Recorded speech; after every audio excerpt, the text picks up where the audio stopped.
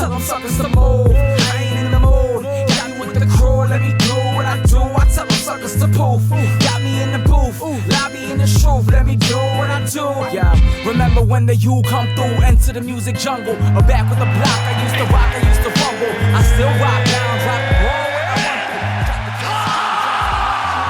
want to. Welcome, ladies and gentlemen. My name is Manny. My name's Alberto. And this is the Onlyfights Podcast. Episode 22. What's up, man? Not much, man. Yeah, how's your weekend? Pretty good. Took the daughter to go see Santa. Nice. I mean, had to do the daddy obligations. Nice. Which, don't bother me at all. Yeah. But definitely got to watch my fights, so.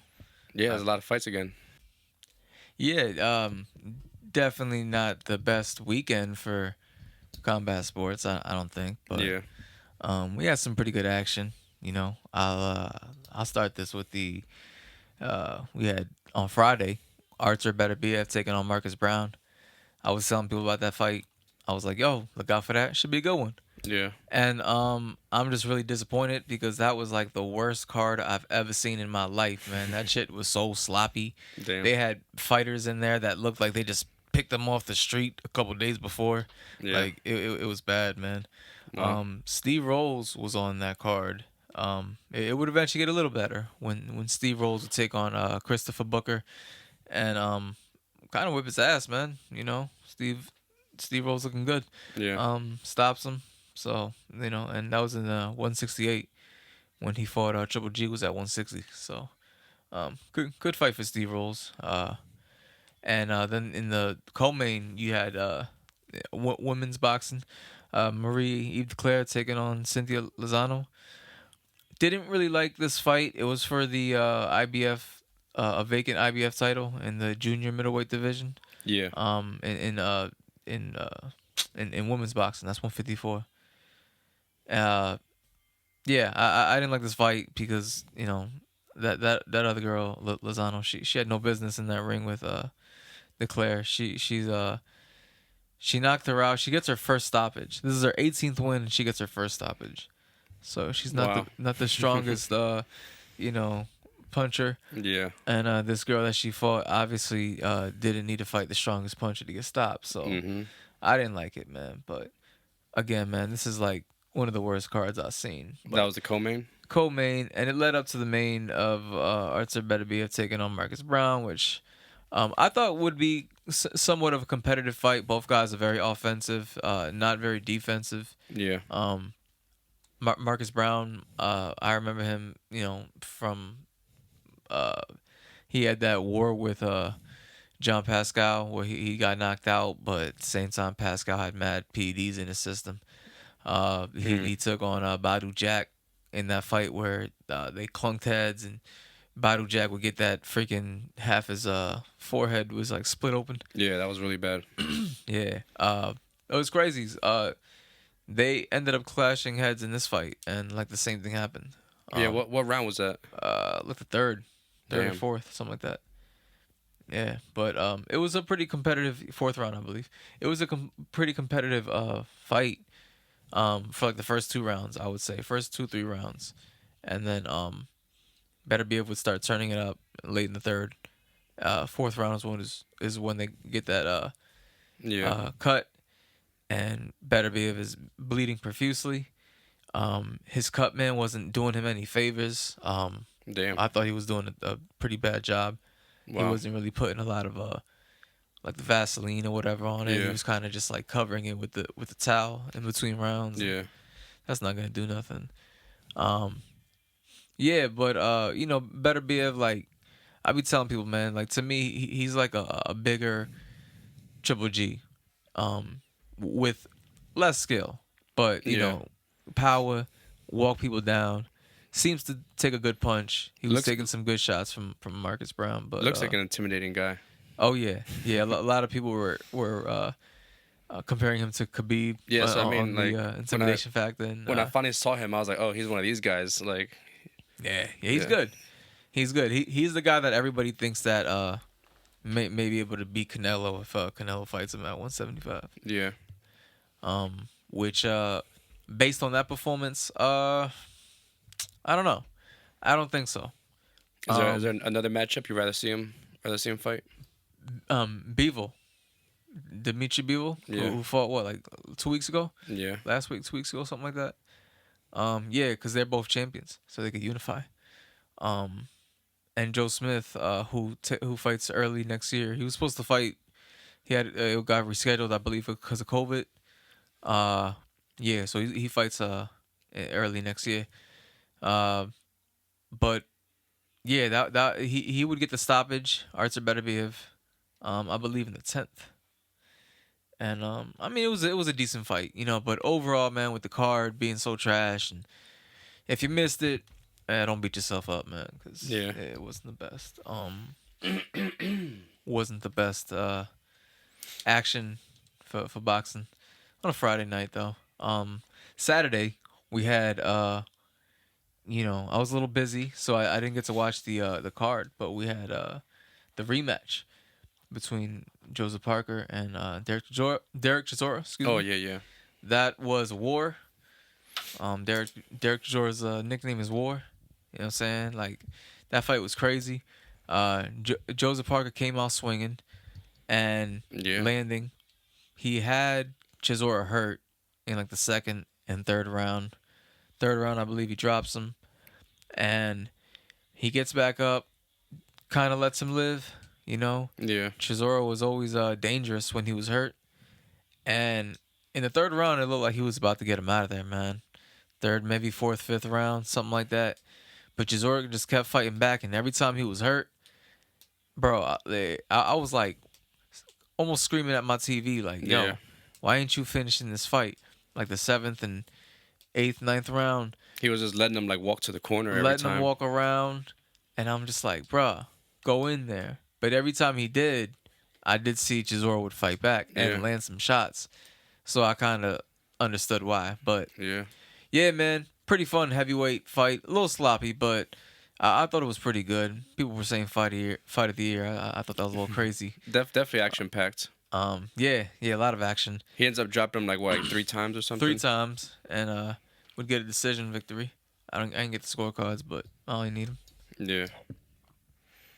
But yeah, he was there the whole time. Every time, it looked like he was hurt, he would throw his own combinations. Yeah, man. Chisora, he been there with everybody, A lot of guys. He has a really stacked resume. He just didn't win those fights. Yeah. So he's Well, I think it said he was 39, right? Oh yeah. That's crazy. That's what I'm saying, bro. He been around, like, yeah. So always, and like I said, this was a rematch. The first fight was a lot closer. Some people thought Chisora won. I can't really remember. How long ago was it? I can't remember, but I don't think it was that long ago. I just sometimes that stuff happens. Yeah. And just kind of let it go. You know what I mean? That's why I couldn't even peep the undercard. But so you think this was a more like a clear win than the first fight? Oh yeah, definitely. I mean, I think Joseph Parker would have won every round. Yeah. Just a lot of rounds where Chisora was dangerous, and it was just times where you would worry maybe if he would land that knockout shot. Yeah. But ultimately, like in terms of scoring it, oh yeah, he won very clearly. Yeah. Yeah. That was like I said, that was over there in UK. That was Friday as well. No, on Saturday. Yeah. Saturday night we had couple things going on. On the one again in the 175 division, Zito Ramirez taking on Unique C Gonzalez, Cuban fighter. Hey man, he I don't know much about him. But he came out swinging, and gave Ramirez a good couple rounds until he started to get caught. And Ramirez is 43-0 now with 29 knockouts. He would stop this guy in 10 rounds. But kind of the same story, what I mean? Every time Zito would open up, and except he wasn't letting him live, you know what I mean? He was just kind of beating dude up, and it was one of those fights. Not much to say about that. I don't think. He's calling people out on the one at 175. He's calling out Canelo, of course, but Yeah, everybody is. I think I think he has a pretty padded resume, padded record. In a bad way, like. Yeah, yeah. Like I mean, Yeah. 43-0, 29 KOs, but hasn't really fought much opposition. Yeah. And I don't see him developing the skills that way Mm-hmm. to beat a Canelo or even any of these other guys at 175. Yeah. But all that really shows is he has a puncher's chance. Word. Yeah, man. In the co-main, we had women's boxing. Senicia Estrada taking on Maria Santizo. She was really overmatched against Estrada, bro. Like she had no business in the ring with her. Estrada knocks her out in 4. Damn. Not much to say about that, bro. I don't know how many. I don't know if she dropped her a couple times, but can't really remember. The fight before that was cool. Rene Alvarado, seasoned veteran, taking on Lamont Roach Jr. Yeah. So Lamont Roach Jr. kind of fighting like his dad. 22-1, 9 knockouts.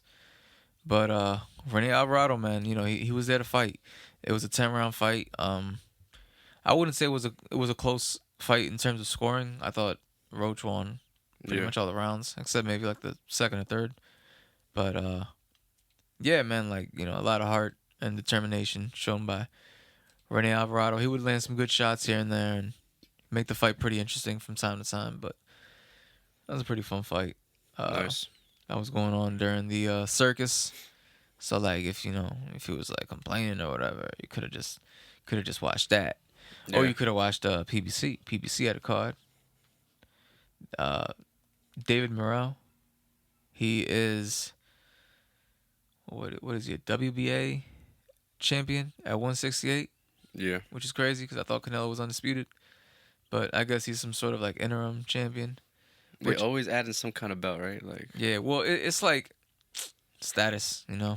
status. Call him a champion. Get the fees, get the belt fees or whatever, sanctioning fees, from the fighters. So, gotta make sure that happens, right? Yeah. Yeah. That's crazy. Nah, but it's kind of like another mandatory, if you will. I don't know exactly how it works, but I know like he should be able to challenge like Canelo or whatever. But Yeah. anyways, he takes on Atlantis Fox, and kind of beats him up. Fourth round knockout. Not much on that. I didn't get to watch the undercard because I was watching the DAZN card, but yeah, that it's a good win for him. See where he goes from here. 168 without Canelo. That's another reason why I want Canelo to lead the division, because like if he goes to 175 and everybody else at 168 gets it in, that's gonna make things exciting. Yeah. Because then it's like, I don't want to say it's like a who's who, but it's kind of pick'ems from there, like in terms of who's gonna come out on top. If you have like Caleb Plant, David Benavidez, Jamal Charlo if he moves up, Triple G if he were to move up, all these guys, and these other guys. So how does that work? Like if Ramirez. Canelo was to leave and he vacated all the belts, they would make different fights for all the belts, you would think? Yeah, they would have to have like yep. Every They would all be title would be separate again, right? vacant, and they would just have like the number 1 guys in the number 1 and the number 2 guy in every division. Yeah. Or if they had like in this case like the interim, so if Canelo moves up, okay, so my bad, that's how it works. If Canelo moves up, I believe, then David Morrell becomes full-time champion.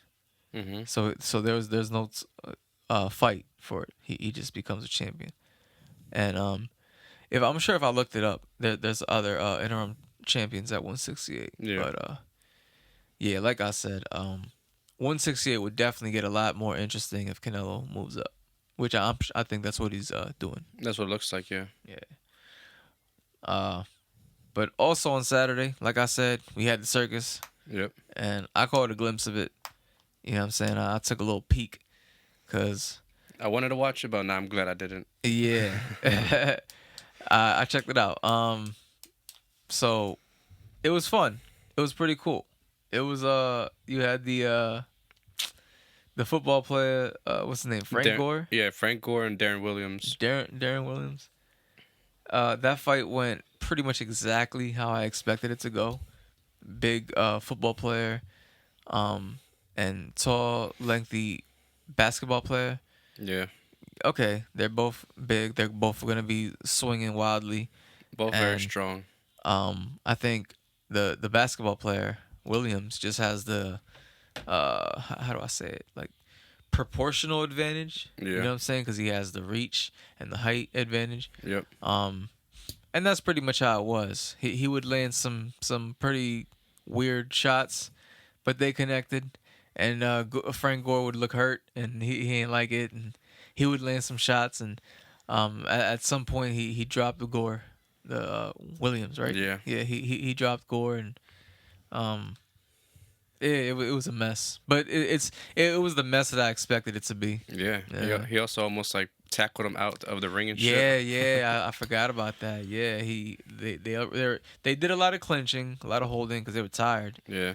You know, they're used to getting breaks in between and all that stuff. Oh, yeah. And so at one point they were clinched, and yeah, he just pushed him out the ring, and he tried to land the punch, like a little uppercut, a little phantom punch, not quite like Ali, you know. So didn't land, but yeah, that was it was funny, you know, for what it was, man. But I definitely. They already made a lot of memes of fucking Frank Gore. He had a lot of funny facial expressions after getting hit. Oh man, I gotta check him out. That's crazy. I didn't see nothing yet. But I definitely had to check out the co-main because you know, Amanda Serrano taking on Miriam Gutierrez. Yep. Yeah, that was a pretty good scrap. Serrano was very relentless in that first round. I thought she might have got a stoppage. Yeah. Which if I'm being honest, would have been very impressive considering the rounds are just 2 minutes long. Yep. That's another thing with these 2-minute rounds, man. Not to go off on a tangent here, but like a lot of those fights, where it went longer than it should have, could have been stopped if these women had another minute in that round. And so a lot of those fights are like good arguments for why they should change the rules. But just saying, and this fight included Amanda Serrano. She won pretty definitively. Yeah, it looks like she almost a shutout on the scorecards. So she won by decision? Yeah. Yeah, I seen the highlight of the first round where I'm surprised, it's like you said, that they didn't stop it. She was just hitting her with everything. Yeah, she was getting wrecked. But good for her, man. She you know, she can secure that fight with Katie Taylor if that comes to place. It's hard to follow that sometimes because, you know, unfortunately women's boxing doesn't get the same coverage that you know, these other fights get. So hopefully we get that fight though, man. Definitely. And you know, after that fight, I just stayed watching, and Jake Paul would go on to rematch Tyron Woodley. Replacing what's his name, Tommy Fury. Yep, 2 weeks notice. Yeah, so we get the rematch. And in this rematch, I don't know, man. I thought Tyron Woodley was looking pretty good in terms of boxing. I thought he was, you know, it looked like he was trying to outbox him. And compared to the first one, would you say he was more active? Because that was like the big argument. Everybody was saying that he wasn't active enough in the first fight. I think he was more calculated, but they did a lot of holding and a lot of clinching, and then by like the third or fourth round, it was getting pretty boring. But they clinched at one point, and Tyron hit him with his elbow and opened up a really that was a really nasty cut that you know, Jake Paul had on his face, and they're clinching, and Tyron takes him down, and yeah, man, tries some ground and pound. Damn near got into the ground and pound position, man. I think his MMA instincts was kicking in. Yeah. So the referee had to like push him back and, hey, you can't do that, and give him the stern warning and all that. But yeah, man, I think those dirty tactics caught up to him, and really made Jake Paul angry. You know, and he came out in the 6th round and caught him with a right hook. Yeah, man, just caught Woodley slipping. Yeah. You know, Woodley, not the most experienced boxer, obviously. Yeah. And made a mistake that even experienced boxers make. He just dropped his hand, and Mm-hmm. Jake Paul caught that. Boom, knocked him the fuck out. He went to sleep Oh immediately. man, you gotta respect that knockout, bro. I don't care. That was just clean. Yeah, it was like too clean, man. Like, it was hard to watch. Yeah, and the way Tyron fell, like that's Yeah, what like I'm talking about. Like he as just soon as he connected, his arms just boom. went down, and he just went face first. It kind of reminded me of like the way Pacquiao fell when Pacquiao got knocked out. Oh, I was thinking of Rocky 4 when Apollo Creed died. Yeah. Throwing the damn towel, man. Nah, but it's not like he was getting hurt. He just caught him with that one shot, and that was it. Yeah, Woodley looked good, but yeah, it just seemed it seemed too perfect. Like he timed like Woodley constantly puts his arms up and down, and he looks like he just timed it perfectly, and Yep. threw the hook perfect and landed flush, knocked him the fuck out. Yeah, man. Didn't take the most skill to do that, but hey, man. I Jake, seen the little telegraph too, right? Do you think that punch was like a little telegraphed?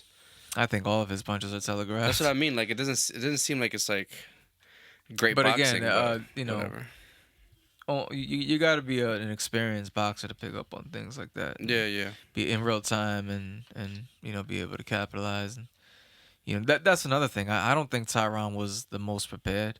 He said he's been training this whole time, but I don't believe that. Yeah. He might have been working out and doing other things, but I don't think he was like training for a fight, Yeah, definitely not. especially a boxing match.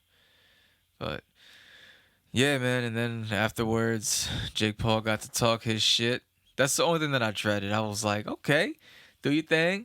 This, that, and the third. And then he about to get on the mic, and I'm just like, shit. Now I got to deal with this. I do like that he gave Tyron his props. Oh, yeah. You know what I mean? Yeah, they squashed a little beef at the Yeah, show respect. post press conference. Yeah. Yeah, it was cool, but he was like yelling, and he's like, "I told you that I was gonna." That's just so cringy And I to was me, like, man. all I right, fucking dude, hate that shit. you didn't, I saw the one before the fight where he told it's Ariel Helwani. He's like, "I'm gonna fuck him up, Ariel. I'm gonna fuck him up." He just kept saying it. And Ariel's like, "I think he said he's going to f him up." Yeah. Yeah, so it's funny, man. I know you we spoke about this earlier with him calling out Nate Diaz and Masvidal, yeah. Masvidal. He's like those little bitches ran out of the ring or ran out of the arena as soon as I knocked them out. Is that what happened? They left when he knocked him out? I know they left. I mean, I don't know the timing Because but... I saw something where Nate responded to that and said that because apparently there was a fight earlier where Nate Diaz, like somebody from his team, fought or something like that. So he was there to like support one of his teammates. Apparently, Yeah, but that was like that wasn't even on the televised event. televised shit. And so he's saying that he left even before that fight even started, I think. But who knows? Who knows what happened? Yeah, But well, maybe that's probably what it was. That's what I'm saying. I don't know the timing of when these guys left. They could have left before the fight. Yeah, I don't know. Yeah, I think that's what Nate Diaz said because, like I said, he was supporting somebody on his team. But he calls them both out pretty much, right? He calls out Masvidal and calls out Nate Diaz. Yeah. I kind of wish they would take the fight, man. Or you know who he should fight, man? He should fight Silva. Anderson Silva? Anderson Silva. Oh, yeah, that'd be fun. Because that would be really fun, actually. Silva is another former UFC star, so you can and he's probably, out of all of them, the one that has shown the most success boxing, right? Exactly. And that's probably why Jake Paul won't take that fight. Isn't that crazy, though? And then but he's the one that has been, like, least talked about or watched, even. But he's the most successful one out of all of them, really. Right. Yeah, I mean, he beat a legit boxer, right? He beat fucking Chavez Jr. Yeah, I mean, he beat I'm sure he wasn't very prepared for it. The worst version of him, but yeah, like if this guy wasn't getting prepared to fight guys like Canelo and shit, I doubt he was getting prepared to fight Anderson Silva. Yeah, well, but I don't know if the Jake Paul. I mean, I don't know if the Nate Diaz fight happens anymore because, I've been talking about it a lot. Like Nate Diaz only got one fight left on his contract, right? And I think the Conor fight can't happen anytime soon. And I think pretty much they can't come up with a big enough fight for him. And I guess they're like extending the contract. Like I don't know, I'm not sure like on whose side who that benefits or who like I don't know if Nate wanted to resign or not, but they said that I guess he's resigning for a couple more fights. Oh wow! Because I think they want the McGregor fight to happen, but they can't make it happen soon enough. Right. Because I think Nate wants to stay active. Nate wants to fight soon, but he does want to do the McGregor fight again. So, that's going to be interesting. So Nate resigns. He's not going to be able to fight Jake Paul. Then I think that benefits me and the fans. And then Masvidal's response was he posted a video. He's a character himself. That guy's funny, and he was just pretty much saying that if Jake Paul really wants it, if he really wants to fight him, he said he has to come to UFC, sign a one fight contract, and fight him where he can where he can use all his skills and he can do what he wants with him. I just have a problem with that because it's like, he's not gonna do that. Yeah, he's definitely not gonna do that. So like, and Masvidal's not gonna go and box him. I don't think he does that either. Right, but like I don't know. It's almost like to give him that ultimatum that he's not gonna take. Yeah. I'm not saying it's a duck move because I obviously respect Masvidal. Yeah. Levels more than Jake Paul as a fighter, and anything else, but. Yeah. What Masvidal said was he said there's two things that that get me or that like get me interested in a fight. He said it's either the money or fighting the best in the world. He said you're neither to me. He's like you're not gonna give me more money than what I get now, and you're not one of the best in the world. Oh yeah, he's gonna fight him. He said that he's gonna get Jake Paul to give him mad bread, bro. Like, cause I think that's what he was calling him out on. He was like, "Oh, you're not really." He's like, "These fighters aren't really getting as much as people think they are, or whatever." You know what I mean? Like, or at least like Tyron Woodley. I'm sure Jake Paul's making a shit ton of money. Yeah. But I don't know how much Woodley made off these fights so far. He's trying to get him to give him a crazy. The thing is that Woodley never made Masvidal money though. You know what I mean? Masvidal's like a legit star now in the UFC. I mean, probably coming off probably cooling down a little bit now, but yeah, like 2 years ago he was right. He had like a 2-year run where he was one of the top draws. Yeah, and that Ben Askren. Yeah, obviously raised his stock. Like he fucking turned the world upside down that night. Yeah, man. Well, I don't know. I mean, shout out to Jake Paul because at the end of the day, he's proving that in today's society, if you manage to cultivate enough of a fan base, enough of followers, you can literally do whatever the fuck you want. Anything. You can literally do whatever the fuck you want. And if you get good at it, then you get good at it. And, I mean, if this guy really starts to get good at it to the point where he's knocking out really credible people, like boxers, hey, that's how he got his foot in the door. Yep. Everybody got a story, Do you know how many fights he got in his contract for Showtime? 3. So I think he has one more. So one more yet. Yeah. Unless. I wonder who he gets, man. I mean, I'm sure he'll find another. Wasn't Showtime. It wasn't, right? Yeah, the first Showtime fight was the Woodley. So yeah, two Woodley fights. Yep. And one more. I don't know who it's gonna be, but yeah, hopefully it's somebody that could make it. I hope it's a boxer. More interesting. Yeah, a boxer. Honestly. Or even just a really good striker. And I hope that it's somebody his size. I don't think he's fought anybody his size yet. That's true. Yeah. He's fought all smaller guys and guys out of shape. I mean, Woodley's a big athletic guy, but he's pretty. Jake Paul is pretty big, and we pretty much know that Jake Paul's on steroids, because he doesn't want to do any kind of testing for his fights. Yeah. And he's saying, I don't know if you saw that. He said due to his boxing career, he's been suffering from memory loss and slurred speech and shit. I was like, boxing career? What are you talking about? I mean, that could have been from anything, bro. I think that might be from the life he lives. Or something. The life he lives, that could have been from a number of things. Yeah, right. Shit, leave boxing alone, bro. Yeah, that was stupid. You had 3 fights. Yeah, people that had like 60, 70 fights, and they're fine. Yeah. And you had 3 fights, and he's like, yeah, man, this shit rough. But like saying it like he's been in wars or something. That's what I'm saying. Like, bro, you had 3 fights. Like, wait till you... Shit, some of these people had, Canelo had what? 50-some fights? Yeah, like... Bruh. What the fuck? Come on, man. But, yeah, man. Not, like I said, not the best weekend for the sport. But that was the boxing. That was all the boxing I watched. And yeah. Yeah. Yeah, so we had the UFC card, too. The last UFC card of the year. Fight night. Headlined by Derrick Lewis and Chris Dawkins. Wasn't expecting too much from this card. It was all right. I watched the main card. The first fight, we had a featherweight fight, Cub Swanson versus Darren Elkins. Both these guys have been in the UFC for a pretty long time. I think they're both almost close to 40. I think they were, Cub Swanson was like 30, 38 or something, 37, 38. Elkins was, I think, the same age or a year or two younger. Elkins, is kind of known for getting beat up a lot and, just kind of having a crazy chin and, pulling out some crazy wins at the end of fights and shit. Yeah. And this looked like a fun matchup. Cub Swanson, went out there and he just looked so comfortable. I think he just knew that he has such an advantage over this guy. And we haven't seen Cub Swanson in a little bit, but he looked really good, man. Like I said, real confident. Was just picking Elkins apart, really.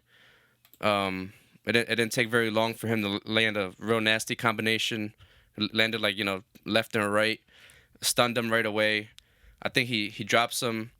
Elkins survives. He keeps scrambling, gets up, and then he throws like a wheel kick, right? He throws a spinning wheel kick. It just grazes his forehead, just enough to throw him completely off balance, and he falls right into the referee, and the ref stops it.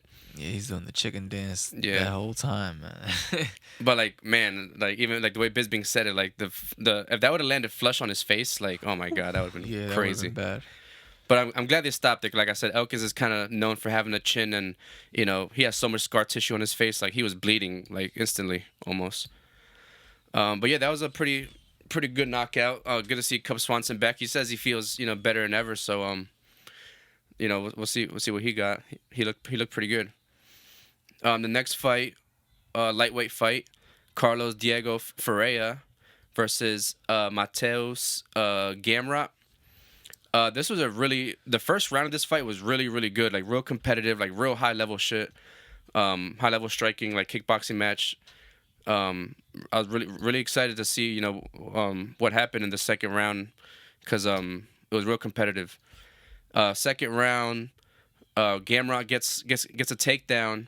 He has Carlos Diego on his hands and knees pretty much, and he has him on the back, putting his pressure on top of him, and he throws a knee to the body, lands right on his ribs, and right away you could see Ferreira react to it, and he even waves the ref over and tells the ref pretty much that he's done. Gamrot has no idea what's happening, so he grabs his neck and takes his back and goes for the choke and everything. The ref has to stop him. He has no idea what's going on. He's going for the choke right away. And the fight was stopped, man. It was kind of a, Gamrot gets a TKO win, but it looked like Ferreira got a broken rib or something. Yeah, I was about to say, so it was the knees to the ribs. Yeah, it was they showed the replay. He only threw one knee. It was that one. He throws one real hard knee, right on the side of the back, and man, you could see his reaction right away. It was bad. Yeah, that sounds bad. Yeah. So hopefully he heals up and comes back. That was, like I said, it's kind of a shame because that was a real competitive fight. That probably would have been fight of the night if it would have went the distance or kept going. The next fight, bantamweight fight, Raphael Ascensio versus Ricky Simone. Ascensio has been at the top of the bantamweight division for a little while now. I think he got his last fight. He got knocked out by Cody Garbrandt.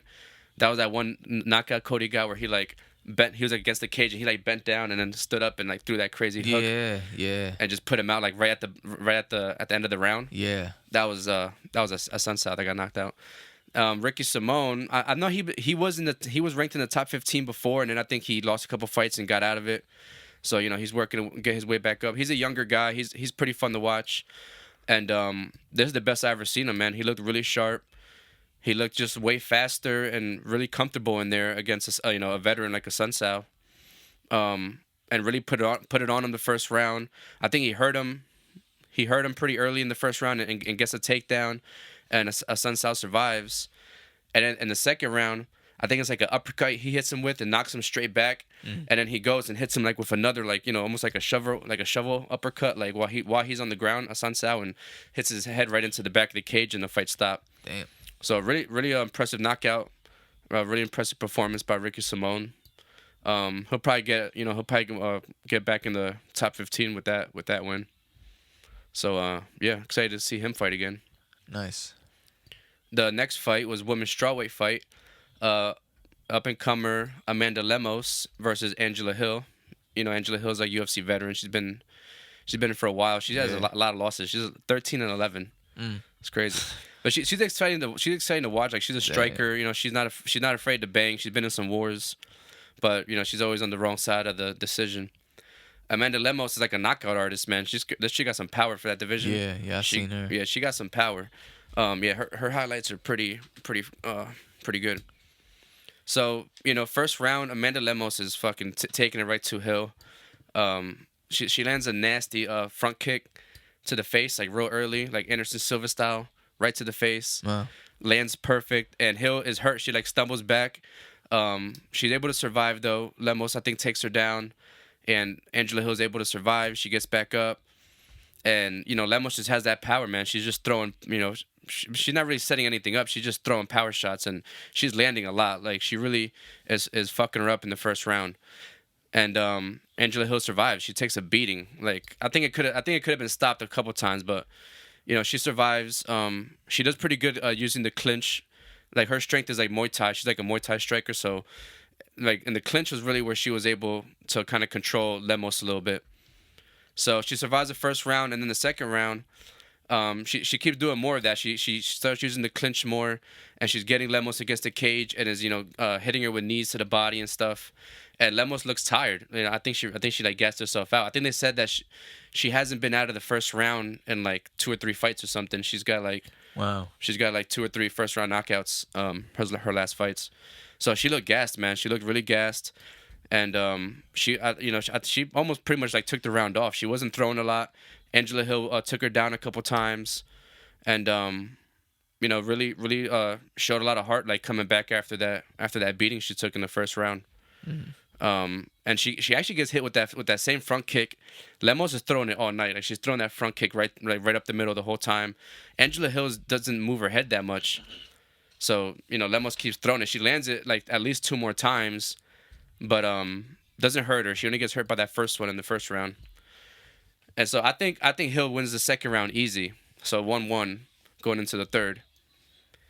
And Lemos, you know, like I said, she pretty much took the second round off. She has a little more energy in the third.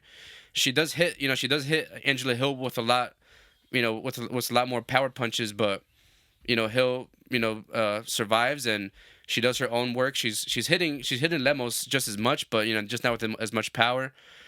And she lands a big kick. Angela Hill lands a big kick, like right before, like, you know, like a kind of desperation thing. Yeah. She doesn't hurt her, but she lands like a flush wheel kick to the face.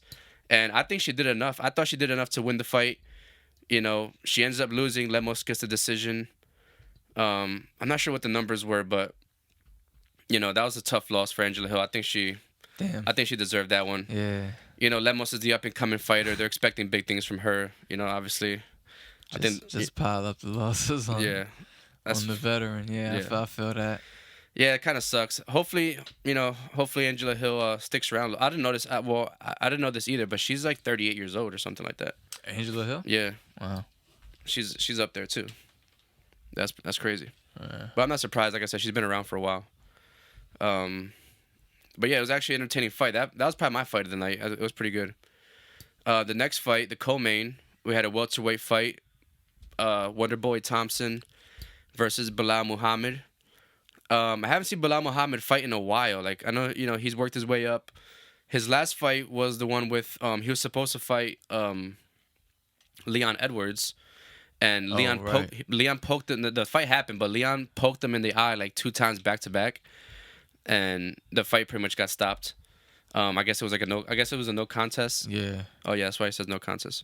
He has one no contest. Yeah. So you know, and that was the fight where Belal was, you know, that was his opportunity to show his skills and really show he's a top guy. But that, you know, that fight didn't happen.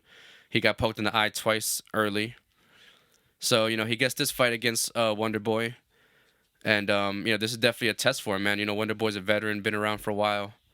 You know, got one of the most entertaining styles to watch, like his karate style. Yeah. The way he throws kicks and stuff is really, really fun to watch. But, man, Belal Muhammad really did his thing, man. He implemented the wrestling. Like right in the beginning, Wonder Boy typical self and was landing strikes, outstriking Bilal, but it didn't take long for Bilal to get a takedown. The guy seemed really strong. Like he seemed to almost take Wonder Boy down at will, and was doing damage too. Like he had some real nice ground and pound in that first round, and that was pretty much the story of the whole fight, man. He takes him down every round. Let me see, it was 7. He gets 7 takedowns throughout the fight, and it seems like, I don't know if it's Wonder Boy's age or if it's just really the emergence of the wrestling in the UFC. Yeah. You know what I mean? The wrestling takeover. Because in his last fight, the same thing happened to him. Wonder Boy fought Gilbert Burns, and Gilbert Burns, took him down and held him down and beat him up. Right. And it sucks for Wonder Boy, man. You can see the frustration on his face, man, because obviously we know what he's capable of on the feet. Like, he can knock out anybody on the feet pretty much. And yeah, he wasn't able to do anything. But had him in trouble with ground and pound. Like, it wasn't like he held him down and did nothing. He had some good ground and pound all 3 rounds, a couple submission attempts. He had a Kimura attempt that was really close. I think Wonder Boy gets saved by the bell. That might have been the first round. And yeah, man, Bilal Mohammed gets the unanimous decision win. And he'll move up now and fight some of the top guys in the welterweight division. Nice. I think he calls out he called out Usman. He think he wants title shot. He said he's not fucking around. I don't know about that. Yeah, right. I know Usman's probably gonna take some time off. I think he fought like 3 times this year. Yeah. So then on to the heavyweight fight, the main event, Derrick Lewis versus Chris Dawkins. Chris Dawkins, out of Philly. Pretty cool to have a Philly, heavyweight fighter. So wanted to see him do good. But Derrick Lewis just adds him to the highlight reel. Yeah, it didn't happen. Yeah. Typical, Derrick Lewis comes out like super slow, just kind of stalking him, almost like fucking Michael Myers, just walking towards him. And then towards the end of the round, he finally opens up and gets Dawkins against the cage, and starts throwing a bunch of punches and lands a couple, hurts him, gets him against the cage again, lands a couple more, and then lands one clean right that just knock him right out, and he gets another knockout. I think he's the leader in the heavyweight division of knockouts. So he added another one to the list. Yeah, man. He Derrick Lewis, man. He's one of those fighters that like he sometimes can't beat the best, but like, man, when you put him up against like the mid level and almost the best guys, like, right, he knock him out, man. Like, you have to be like real like technical to beat him. Like the way Cyril Gane beat him was probably the worst. Like, Cyril Gane just completely eliminated anything that Derrick Lewis could do. He couldn't do anything. You know what I mean? Just moving like a lot, throwing those kicks, having that size. He's like the Deontay Wilder, like UFC. Yeah, pretty much. But yeah, man. Yeah, he could knock out anybody. Crazy knockout. Yeah. But yeah, so Derrick Lewis, he's still ranked up there. He's probably still top 5. We got the heavyweight fight coming up with Cyril Gane and Francis Ngannou. That fight can go either way, man. Like, it could be a real easy fight for Cyril Gane, or it could be a war. I don't know. Like, yeah, it's hopefully war. Really hard to tell on that one. Or Francis could knock him out in the first round. You know what I mean? Like, anything could happen.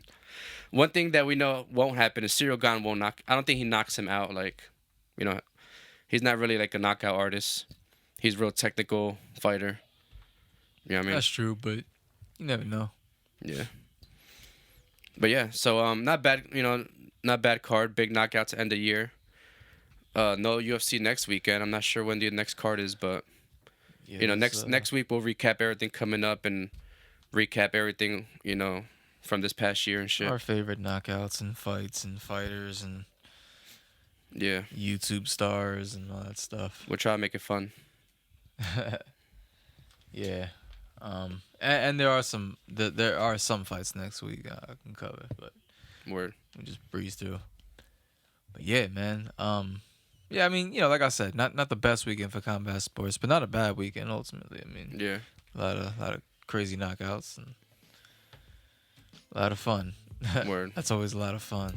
But yeah, until next week, my name is Manny. My name's Alberto. This is the OnlyFights Podcast, and we out. Peace. Peace.